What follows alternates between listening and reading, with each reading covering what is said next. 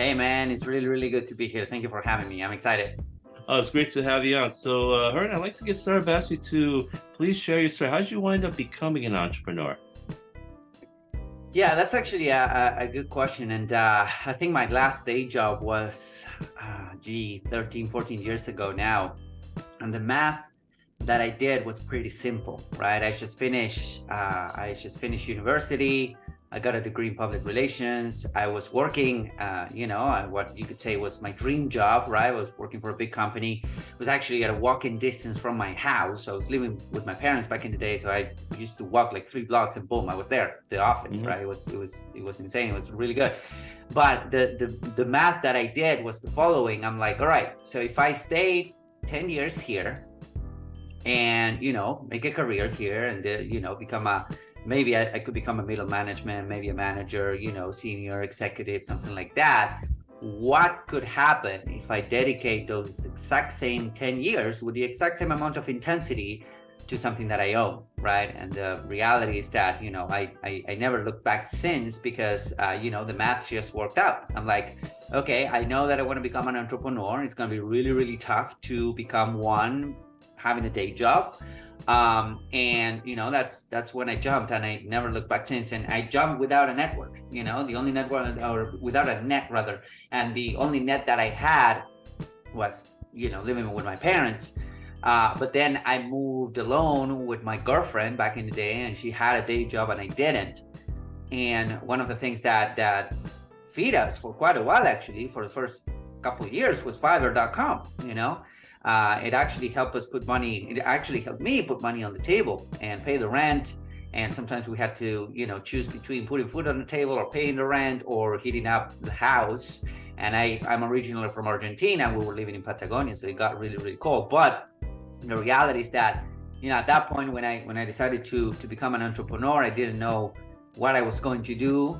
I just knew that it was something to do with technology, computers. I was a big technology fan. But then I saw all of my mates, my friends, getting promoted in their jobs and making more money than I was making, a lot more money actually, because they had a day job and they had a paycheck coming in every single month. I was like, should I go back to, get a day job? Should I go back to, becoming an employee? And then I saw them, getting better houses and changing their cars and all that. And I was kind of stuck, and I was stuck for the first couple of years. And then I came across Fiverr.com, and that's how I was able to kind of leave my day job, jumped, and then start making some money online. I remember the first time somebody gave me money over the internet was on Fiverr.com. A complete stranger gave me money to write articles, and that kind of made me a believer. That was a big shift in mentality that I had. So that's how I became an entrepreneur, you could say. No, so thanks for sharing your story. So basically, it goes back 13 years. You'd finished college, you went into public relations. You got what many people consider a dream job, working for a big company, and then you did an analysis. You said, 10 years from now, if I stay here, what would happen? I'll probably be an executive or a middle manager. And then you said, if I had my own business, could I make more money? And you determined that having your own business, you could. So you decided you want to be an entrepreneur, but it wasn't easy at first, as is often the case with many entrepreneurs. And sometimes entrepreneurs, you realize it would be a challenge at the beginning, but some entrepreneurs, they think when they get started, oh, the money's going to start flowing in. And most of the time, that just is not the case. Many of us entrepreneurs have found out. We're like saying, hey, where's the money? But Yeah. and then at the time you were living with your parents, you didn't really have any net worth, you didn't have much money, and then you and your girlfriend got a place. She was working in the beginning, and then you started working at Fiverr, which started paying the bills. And but for a time it was hard because you saw your friends; they were making pretty good money. They're getting cars and new homes, and you're wondering, did I make a mistake? And I could say as an entrepreneur, that's gone through my mind sometimes. And I know for many entrepreneurs in the beginning, they're wondering, did I make the right decision? And for some of them, they decide to go back. And I wonder if some of those people like Napoleon writes and Think and Grow Rich, what did they give up 3 feet from the goal? Whereas if they had just continued and persevered, maybe they would have had that success that you later on had. But sometimes they can't see they can't see the end line. They say, you know, it's not worth it, and they go back to the old job. But whereas if they had continued, they might have had that success that many other people would have had. And you brought up the interesting point. You got a first internet payment for someone on Fiverr.com for writing an article. And that's huge for a lot of people because it becomes real for people when you get that first man. And that's what happens to you. When you get that first fee, you say to yourself, you know, this thing can't work. I got paid for doing some work online. You know, that means I could probably get other payments. That's really crucial in any kind of online business. It's that first payment or two because it becomes really real. Because a lot of times, until you get that payment, you do have doubts as to whether it can work or not. And I'm sure you've dealt with so many other people over the last 13 years, and I'm sure you've dealt with a lot of people who had doubts and probably saying, you know, should I give up? And you've probably helped counsel saying, no, you should really continue, Phil. Give it a little more time and you're going to get those payments. Is that the case? Yeah, 100%. At scaletriven.com, which is my current company, you know, out of Fiverr.com, I went to work with, you know, with a lot of my heroes, right? With Hernan and Grant Cardone and many others. And today, right now at scaletriven.com, we have the agency, which is the done for you side of things, where we run ads for clients and we build funnels and all that fun stuff. But we also have the coaching side of things, where we teach people how to do it for themselves and for other people. And that comes up a lot, actually. You know, I talk to a lot of starting and up and coming agency owners that they're stuck. You know, they're stuck because they doubt themselves. And the reality is that, you know, self-confidence to move forward and self-confidence to wake up every single day and do things for a really long time, because that's the key to success, right? There are no and most overnight success stories, they only took 10 years, you know, so 10 or 15 years. So you need to be doing things every single day for a long period of time, and many of those things are uncomfortable. So how do you get, you know, how do you actually enjoy the process, or how do you actually get confidence that, you know, results are going to come are for small wins, and from a small win you can get a lot of confidence, and then you stack those small wins. So for instance, that first payment made me a believer, right? And then I started working with these people, right? Writing articles for $5 a pop, $4 a pop, because, you know, Fiverr will take $1 out of the top. So, you know, I started doing this, and then people started reaching out to me and say, hey, can you do some other work for us, right? Can you do can you work with our web design? Can you do SEO? Can you do, you know, some other stuff? And I would say, yes, of course I can. And then I will figure it out later, right? Which is what many entrepreneurs do. And the reality is, when you see these big companies, big names, they've been around for longer, they've been failing a lot more, and thus they've been having more successes, because failure is just the way that you get success, and there's no way around it, and they don't have stuff figured out. I've been able to work hand in hand with some of the brightest minds in digital marketing, you know, in this century, and they don't have things figured out. They just try more things, right? They just try more things. They just do more. They just act more. They just implement more and faster. And that gives them data, that gives them feedback right away. So whenever you see these people, where they seem to have everything figured out and they seem to be so confident and whatnot, the reality is that none of us have anything figured out, right? We're testing, we're trying, and we're out there in the marketplace, making offers, launching campaigns, doing all of this stuff. And that allows us to get feedback fast enough so that we know what works, what doesn't work, and what we work with scale, what doesn't work, we learn from it, we can it, we try something else. So that's how you move forward. You know, that's what I think brings confidence for you to wake up and move forward every single day. So. No, I totally agree. That's some really good stuff you just shared. You know, because you work with a bunch of people, great people like Frank Kern and Grant Cardone and others. And you mentioned self-confidence, belief in yourself is huge. A lot of times it's not just knowing what to do, it's having that belief you can do it, because if you lack that confidence, you're not going to take those necessary actions that will lead you to success. And you mentioned you got to do a lot of uncomfortable things every single day to, you know, you have to get out of your comfort zone, which is not easy for most people because your brain is wired to keep you comfortable. So doing new things is not easy for most people. But the thing is, when you try new things, after a while, you know, you usually do get comfortable doing it. It's just that in the beginning, it's not comfortable. But a lot of people they don't want to try new things because they're afraid. They may stay at a job that they can't stand because they may not like it, but they know what to expect. Or they may be in a relationship they're not happy with, they're dating someone, they're unhappy, but they're afraid of being alone, or they're afraid they may never meet someone else, so they stay there. But they're miserable. Whereas if they do leave it, they may find a better job, they may find a better person to date. But it happens all the time. And I like you mentioned small little things, small victories. Celebrate those small wins, because the small wins, your subconscious mind starts believing, hey, this could work. And the small wins, you celebrate each of the small wins, they eventually become bigger and bigger wins. And that's what happens to every entrepreneur. It's like when you get that first sale, that first customer, those leads, celebrate. A lot of times we say to ourselves, okay, I got paid $20. No big deal. Celebrate it. Because $20 becomes $40, it becomes $100, it becomes $1,000, eventually 100,000, millions.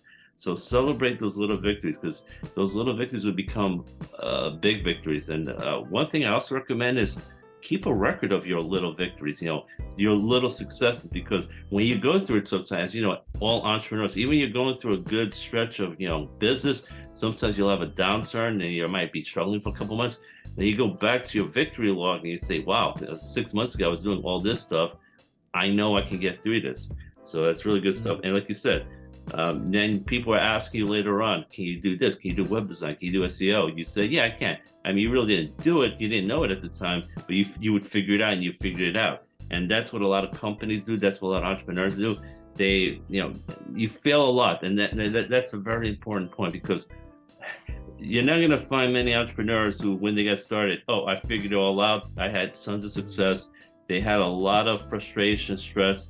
They did a lot of fail, but they learned from it. Like you said, they got feedback. They made corrections. So, and fail. One acronym for fail I like is first attempt at learning. You're learning from your experience, and you make those corrections. You get that feedback. Feedback's very important. It tells you what to do better. The thing is, if you never take the action, nothing's going to change. So you have to start taking that, get the feedback, things get back. When a plane is going from, say, New York City to Los Angeles, it is off course most of the time, but it makes corrections throughout the flight, and eventually it will land at that airport in Los Angeles. And you got to figure out what your goal is, where you want to go, and you're going to be off course some of the time, but you're going to make adjustments, corrections, and then you'll figure it out, which is what's happened from you. And because of that, you didn't give up. You got feedback. You figure out how you could do things better, and eventually it led to a lot of great success. And I'd like to ask you a little bit more about the mindset, the personality, not mindset, I mean personal development, and the subconscious mind, and how important that is for it. Obviously, knowing what to do is very important, but I don't think enough people realize the importance of having the proper mindset and working on subconscious mind, which makes 95% of your decisions. Yeah. So I think that it comes down to a couple of things. Like, for instance, on my case, I grew up in a middle class family. My dad was, actually both my mom and my dad they're both accountants, but my mom always had a day job, and my dad always had his own thing, right? His own practice, you would say.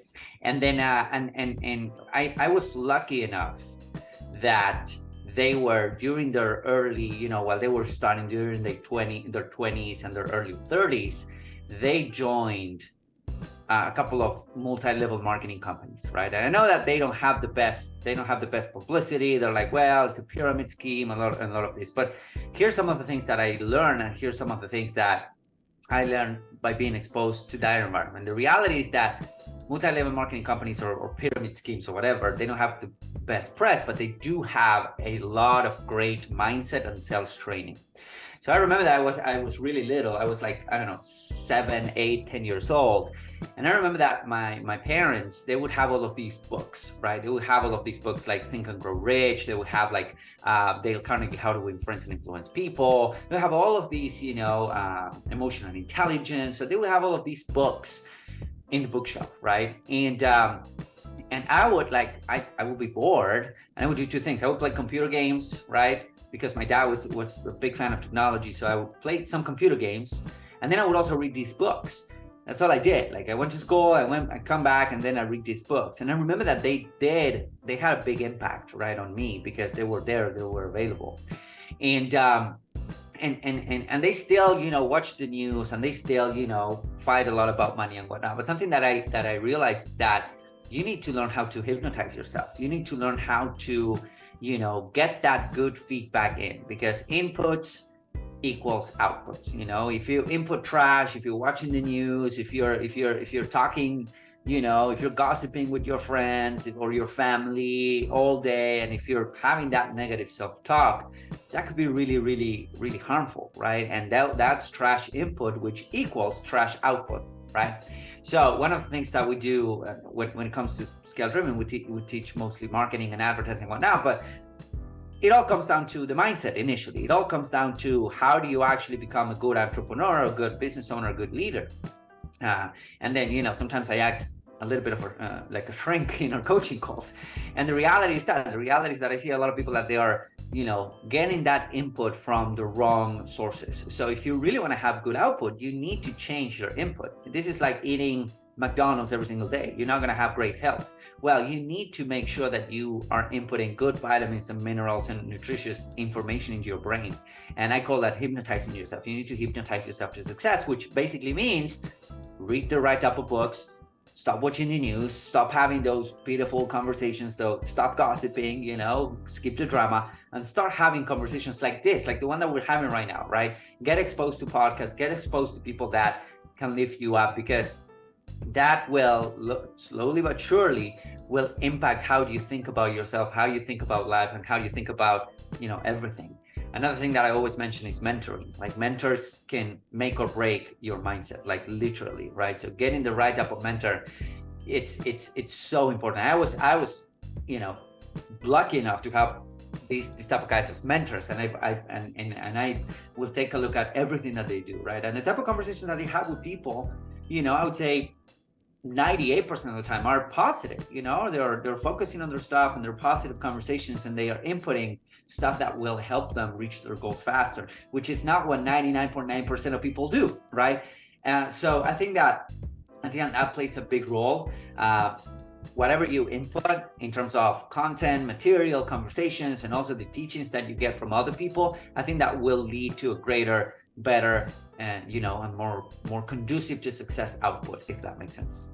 It totally makes sense. And thanks for sharing your story about your parents. So you mentioned they got involved in a couple of network marketing or multi-level marketing companies. And one thing those type of companies do is they do focus a lot on your mindset and personal development. And I know from people in the industry, they'll tell you, they'll often describe network marketing as personal development with a compensation plan, because they really do focus on it, because they know you really need to have a good mindset to succeed in an industry. And I think it's helpful in pretty much any other industry. And you mentioned, your dad had books that Think and Grow Rich and How to Win Friends and Influence People, and you realize those things made a big impression on you and for your future. And you talk a lot about whatever you input, that's the output you're going to get. If you have garbage in, it's going to be garbage out. You have good stuff in, it's going to be good stuff out. So you got to be careful what you're feeding your mind. It's like a computer. The computer is going to accept whatever you input it. So if you're going to put in garbage in the computer, garbage is going to come out. And a lot of times we're feeding stuff like you mentioned, negative self-talk is very destructive stuff. And very often we're not even aware of that negative self-talk. So you got to be careful as to what you're saying to yourself throughout the day. And, and you brought up the example of McDonald's. If you're eating a lot of junk food, a lot of garbage food every single day, you're not going to have good health. If you want better health, you need to change the kind of food you're eating. And the same thing applies to your mind. And you got to expose yourself to better stuff. Like you said, watch good podcasts, YouTube videos, read good books, surround yourself with positive, successful people, which is very important. And you mentioned it's extremely important to get a good mentor, because a good mentor can really help change your mind, change your life, show you the things that you're capable of doing, just point out little things you can do. Because a lot of times you may not be able to see it yourself, but a good mentor can tell you, do this instead. You might want to focus on this instead of that. And it can save you a lot of time, headache, and frustration. It can save you many years of frustration by telling you the right things to do. So definitely some really good stuff. Now let's shift now to some of the things to your business. So what is some advice you would give to someone that wants to get better results with their social media ads? Because, a lot of people, they may run ads and they're not getting any results, and they're wondering, am I wasting my money? How could they get good results with their social media ads? That's a great question, and I get that question asked a lot because small business owners or starting entrepreneurs, they might not have a huge budget to advertise, right? So they want to make every dollar count. Like that's what we do at Scale Driven is we work with small business owners and medium-sized companies, and they don't have millions of dollars to advertise like these big brands on branding and it's just throwing the money out the window. So we need to keep every dollar accountable. One of the things that we found after running millions of dollars in ads for any type of business and any kind of business, we helped like 350 plus agency clients. We helped 10,000 entrepreneurs, get better with their advertising. One of the things that we found is that the best thing that you could do for your business is make your ads as helpful as possible, because there's several levels to that, right? Let's say that you are thinking about starting a dog walking business, right? And you're thinking about doing that, and then the first thing that you can do is to start putting out really good content about dog walking, not because you want to teach people. Of course, you want to give away the good stuff, right? But there's a couple of things. Number one is that people will feel more comfortable giving their dog to you because you seem to know what you're doing. Number one. Number two, there's the principle of reciprocity. There's a great book by Robert Cialdini called Influence. It's a fantastic book. And he talks about basically what makes us human. And one of the principles is the principle of reciprocity, right? So when you're putting out good content, what happens is that this could be in the form of articles, it could be in the form of video. I recommend video, but it can be in the form of a podcast. But the main point is that when you're putting out good content to your ideal niche and to your ideal demographic, you get reciprocity back. You get good stuff happening, right? And number three is that, as you probably know, is that organic reach on most platforms, right? On Facebook, Instagram, now it's happening to TikTok. Organic reach is usually pretty low, right? If you have let's say 1,000 followers or 1,000 likes, you never reach those 1,000 people with your content, And now it's happening to TikTok because TikTok is lowering the organic reach to get paid reach up and running, right? And paid advertising up and running. So it's like the textbook way of how social media platforms work. They give you a lot of reach initially, they get you hooked up on the platform, and then they lower the reach so that you can pay for ads. It's fine, it's their business model, right? It's not right or wrong, but that's how it works.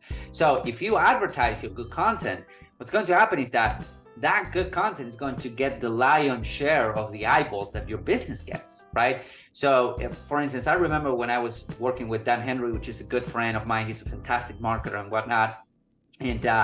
And we started running his ads. We took his Facebook ads from, I think he was spending like $10,000 or $15,000 a month up to $150,000 a month profitably, right? We took that to that level, 6 figures a month in profitable ad spend in 3 months. And one of the ads that made all the difference, which was my first quote unquote $1 million ad that I wrote for somebody, was a literal article. Like I wrote an article, 2,400 word article on Facebook. It was super helpful. It was about marketing. It was super helpful. It actually gave away good value, good content, right? Like as you would find on a blog, right? A blog post. And we run that as an ad to his audience. And that article, that post, that ad was my first $1 million ad that I wrote for somebody, because it went on to make him $1 million, right? And then we kind of distilled the framework out of that. We kind of distilled the value. But I think one of the teachings there was and then we did it again with Frank Kern, but in this case, we did it with video. So I think that if anything, if you have, let's say, I don't know, $100, $200, $500 to spend a month on advertising, it doesn't matter how much, you want to put your best content and advertise that best content, because you're going to get engagement, you're going to get likes, you're going to get comments, but most importantly, you're going to get people reaching out to you to do business with you. So that's like the basics. Advertising one-on-one for somebody that's starting out or might have a low advertising budget. That's how you win, and that's how you start getting results. Definitely some really good stuff there, Hernan. You gotta make the ads as helpful as possible. Give them a lot of value, a lot of good content, a lot of stuff that's helpful to them. Let them become familiar with you, and you increase the know, like, and trust factor. Because a lot of times you're someone no one knows. They don't know if they want to give you their money, but you put a lot of good content. They'll say, well, this person knows what he's talking about, and this person can really help my business out. And so you put into good articles, you put into good videos, and they become more familiar with you. You mentioned the law of reciprocity, and you mentioned Robert Cialdini's book, Influence. I think that's a great book, and I highly recommend it to anyone who's listening to it, because a lot of says the more value that you give to people, and with the way the law of reciprocity works is you give someone something, they feel obliged after a while to give something back to you, because their marketing agencies are great. Sometimes you'll get something in the mail, they'll give you a free gift. It's some sort of charity. They'll give you a free gift. They'll give you maybe free address labels, and you feel bound to send them something back in return. Or you go to a supermarket, they'll give you a free sample to try. You try it, and then you say, you know what, I really should buy something. And they know you're going to wind up buying something. So this happens all the time. So you give out a lot of good content, a lot of free value. Very often the people watching, some are going to say, you know what, I'm getting a lot of free value. I really will subconsciously say to themselves, I need to buy something. And that's the way it works. It's a very powerful content in marketing, which is why it's really great to give a lot of great free content at the beginning, because it will lead to more customers. And unfortunately, a lot of marketing agencies do not know that. So the very successful ones like yours understand that, which is why they become so successful over the years. So it's definitely some really good stuff there, Hernan.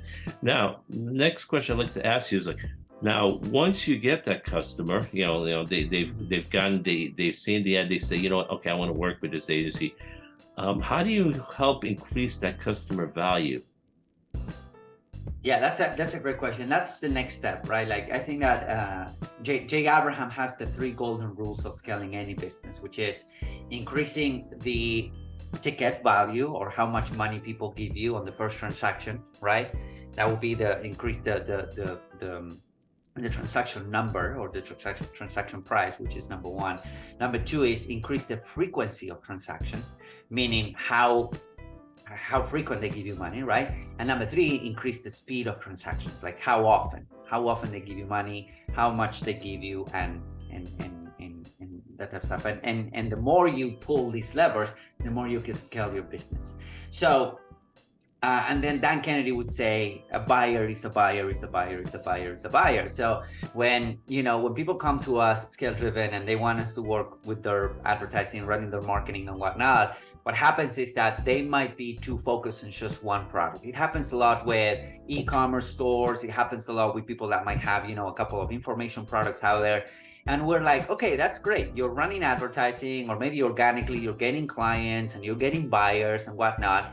What else is there, right? What else is there? What else are you offering to them? What else are you selling to them? Do you have any type of subscription model? Do you have any back-end high ticket offers? Like, we help our clients develop this strategy, because, most of entrepreneurs, and me included, sometimes we think that the only way to grow our business is to get more customers, right? We need to get out there, get more customers, get more customers, get more customers. And that's just one way of growing a business. The second fastest and easiest way is to sell those people that say yes the first time more stuff. Like, sell them more stuff, give them more value, right? Give them more value, and there's a high chance that they will give you more money, right? So that's the second thing, and that's what we help implement at Scale Driven. So there are several ways that you can do this, like implementing a subscription model. It's a good idea, having people paying you every single month, what's called continuity model, having upsells on your funnels when people are coming in. That's number 2. Number 3, having reactivation sequences. If somebody only purchased from you once, you want to reach out to them. You want to see what happened. You want to see why we haven't done business with you over the past 6 months. How can we help you?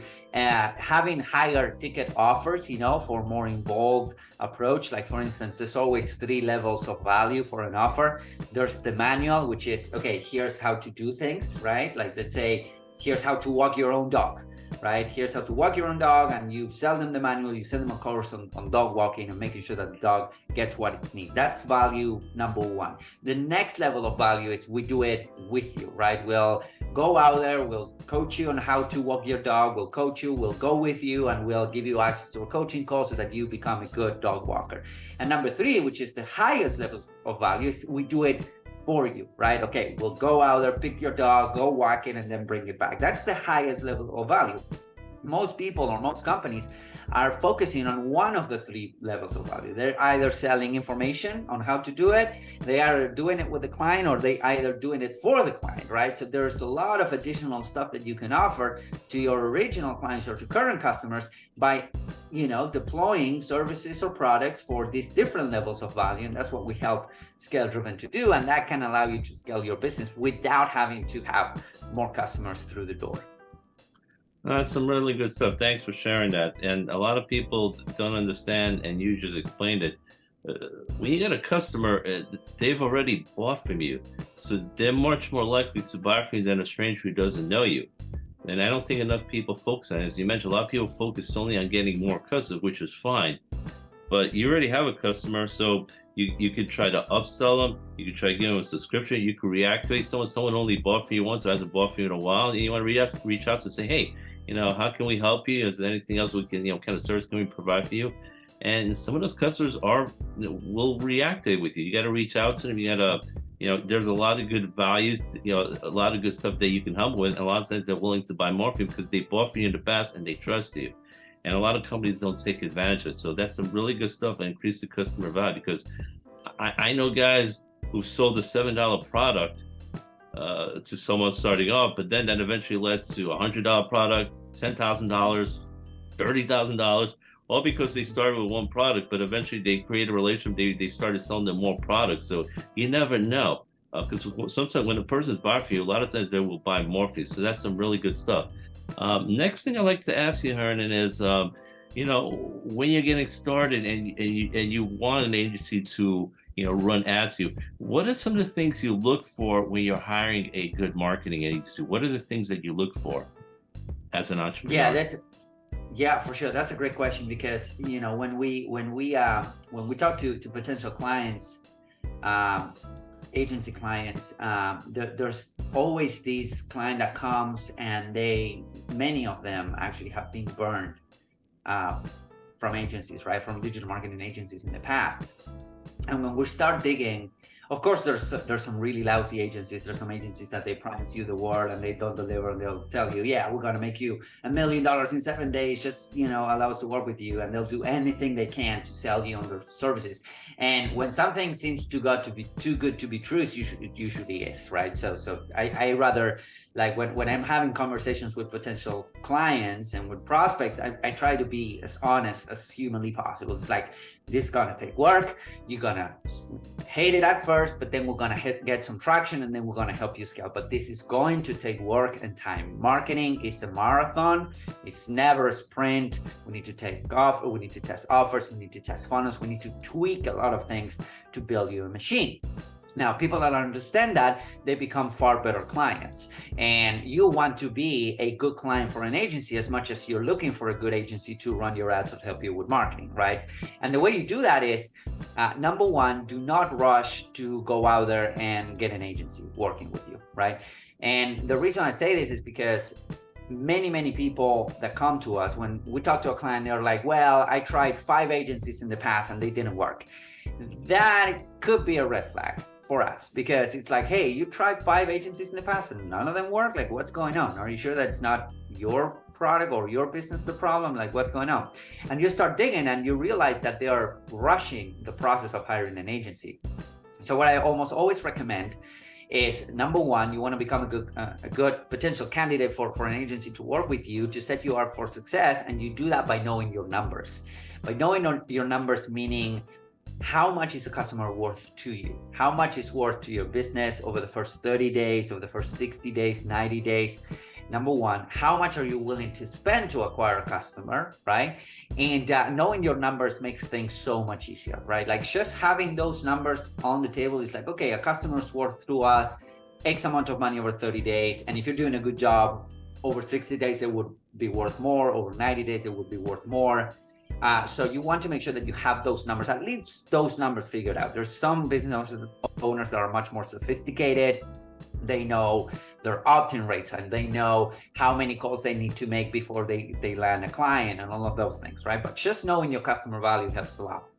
And when it comes to hiring an agency, some of the things that we take a look at, or because I've been on both ends, right? I've been a marketing director hiring agencies, but I'm also right now, I own a digital marketing agency. So I've been on the hiring and on the offering side of things. And one of the things that we took a look at is an agency should have an overall vision of your business, because a traffic agency, a paid advertising agency, you know, they will run ads, but ads and advertising and paid advertising on social media, it's only part of the equation. Sometimes it's just the tiny part, right?